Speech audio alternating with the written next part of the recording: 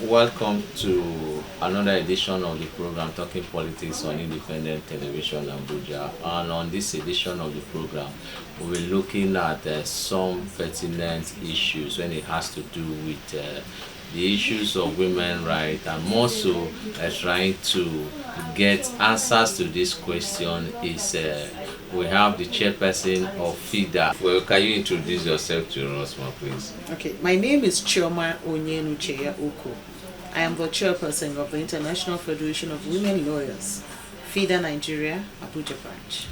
Okay, first of all, let's look at the issue of women's rights and also women who have been participating in politics. I want you to let's look at details. So, what do you think about the main barriers of women participating in Nigerian politics?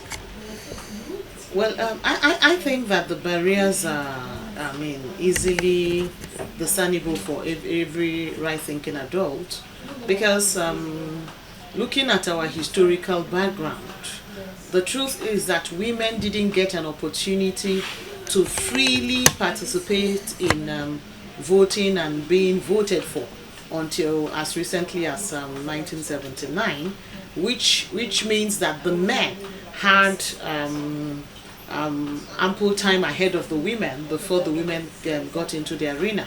So that already puts women at a disadvantage. And since then, women have been playing catch up, so to speak. That's on one hand. Then the more pertinent thing is the fact that because of the patriarchal nature of our society, leadership is usually perceived from a male gender lens. It is perceived that leadership is a male-denominated role. So that then means that when it comes to politics governance, it is perceived that it is something that is ideally for the men. It is a space reserved for the men. So those women who have the capacity, who have the willingness, and even the opportunity to venture into that space are perceived as an anomaly of sorts. And there doesn't appear to be a good reception from the society for their venture into that space. So there needs to, that patriarchal nature of our society, and then how that has also informed our mindset, our perceptions on leadership has been a big impediment to women in venturing into politics. The other thing, it's also it's usually the practice, it is the norm, so to speak, that women are the ones who are usually left to deal with the burdens of family care, family nurture. So because of that, sometimes it becomes difficult for women to juggle those family obligations and other leadership roles in the larger society. So, until we also have our men realizing and the rest of society realizing that even in a woman dispensing her, playing her motherly role, it shouldn't become a sentence of sorts. It shouldn't become, as if it's a punishment, that it is just entirely her business to care for the family, to, cater for the young ones in the family, the aged, the sick, and all of those. So those are some of the, the burdens of family roles is also one of the reasons why it's difficult. So what do you, since it has been in the history of Nigeria based on what you've said, and women have not been able to play a major role, what do you think should be done? Because I've seen men, ladies who have studied political science, who have studied also maybe some international relation courses, but still there are still fewer women. So it means a lady will study, for example, political science, and you still notice her ending up in the kitchen with domestic chores. What do you think about that? A number of things need to happen. We need to all come to that realization, or admit it, because I know many people realize it, that there are truly women who have the capacity, who have the requisite resources to bring value to our policy table, to the leadership table, to the legislature, to this political and governance rules, there are those women. And when we come to that realization, we then also will admit to ourselves that we are shortchanging ourselves when we do not allow these women play that role effectively by being brought to the table. That's one. Then the next thing that needs to happen is that we need to also come to the point where women cannot continue to be perceived as reserved for roles only in the home, particularly those unpaid roles that happen in the family. Anybody, these are roles that all you need is maybe your hands, your feet, your mouth, your senses to perform. You don't need your genitalia to perform some of those roles. And if that be so, it means that every adult, including children in some cases, so long as they are age appropriate roles, everybody has a role to play in the good of the family, in the stability of the home, for the home to thrive.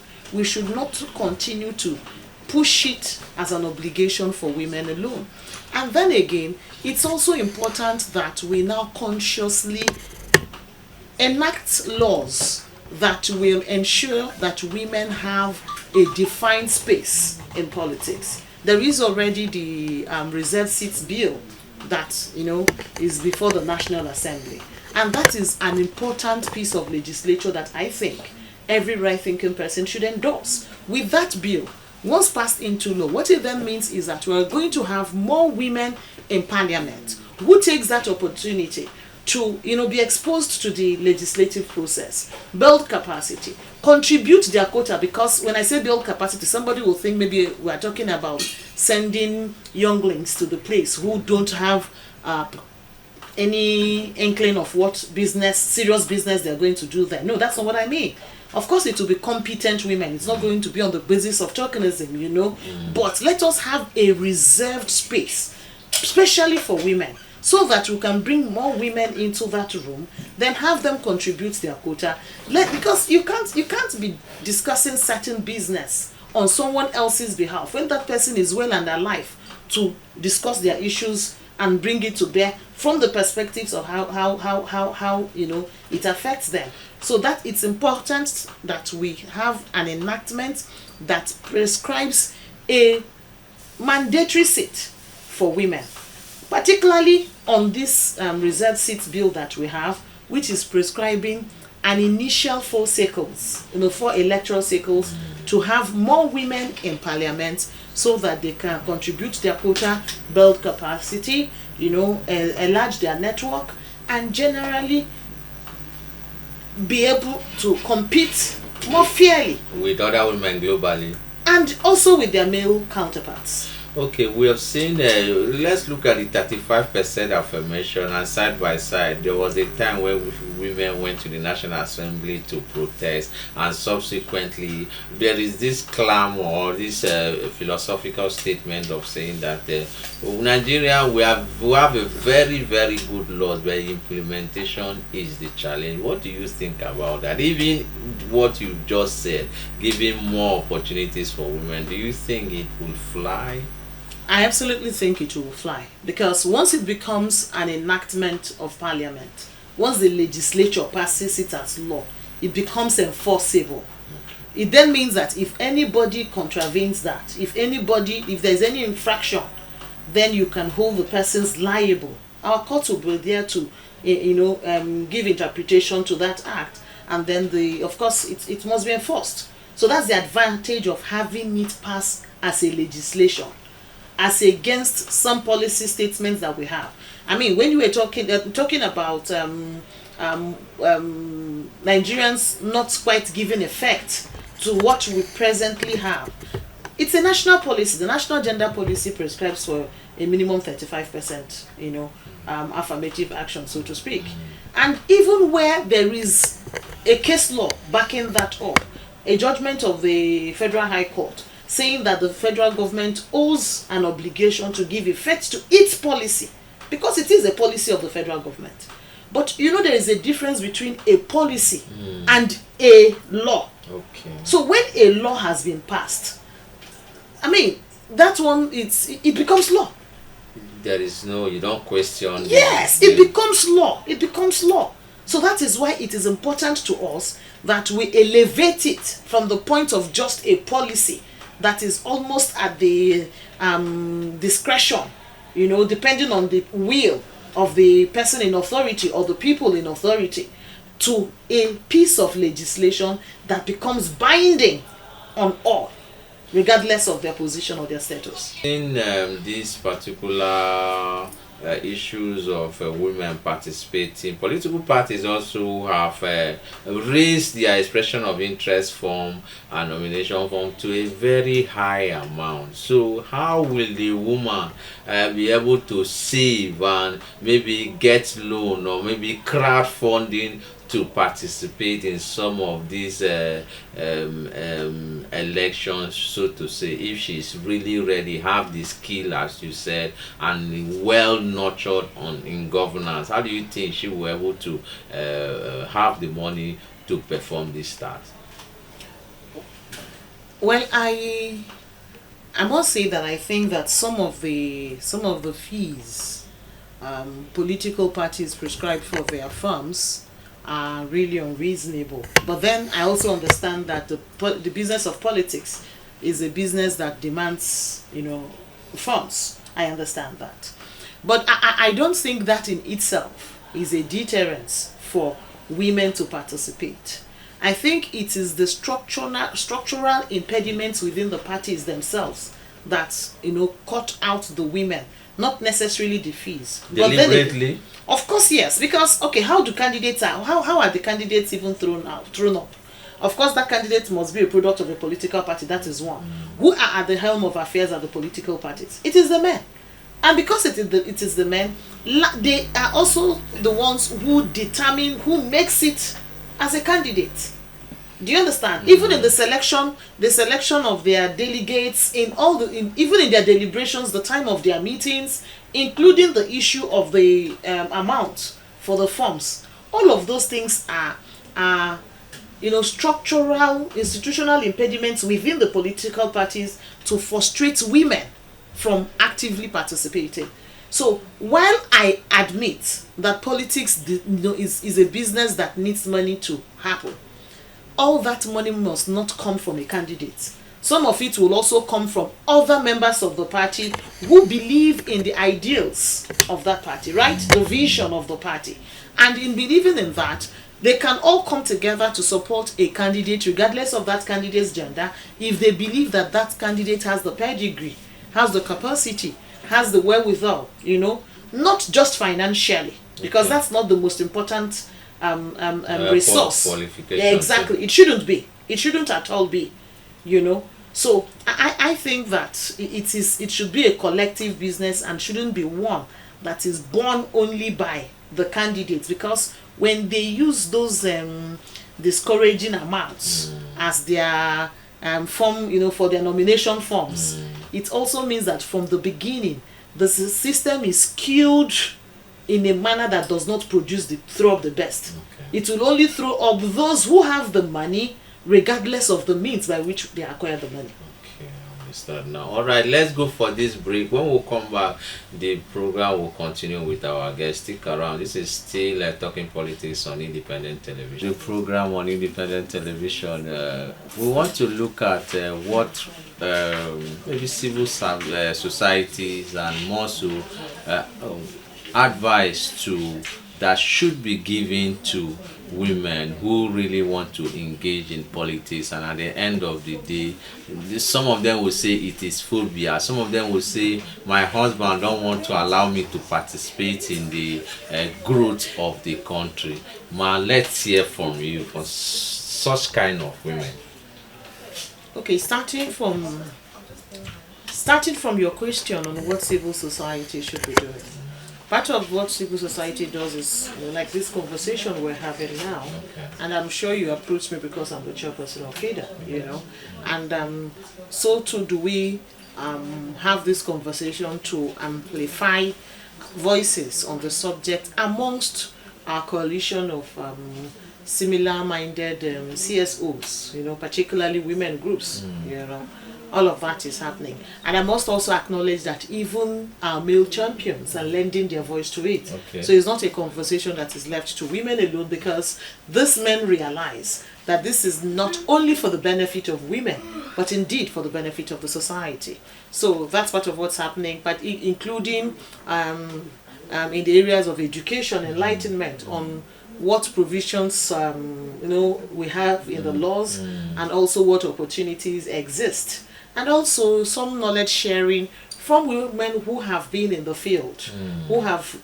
gained experience, and to encourage the younger ones to understand what the challenges out there are, where the opportunities exist, and strategies that may have worked and those that they should be wary of. So all of that is happening, particularly on the platform of CSOs. Okay. Then some of the things I think women should pay attention to is, regardless the impediments, regardless the challenges, I don't think any woman should be deterred by that. Okay. Because really, even that which is uneasy is possible.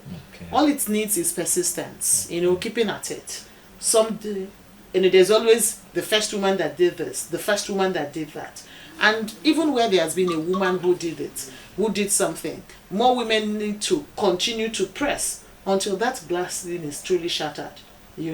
So I think Okay, I'm kind of laughing now because I just a question you pop up to my mind that with all this thing, do you think we can have a female president in Nigeria?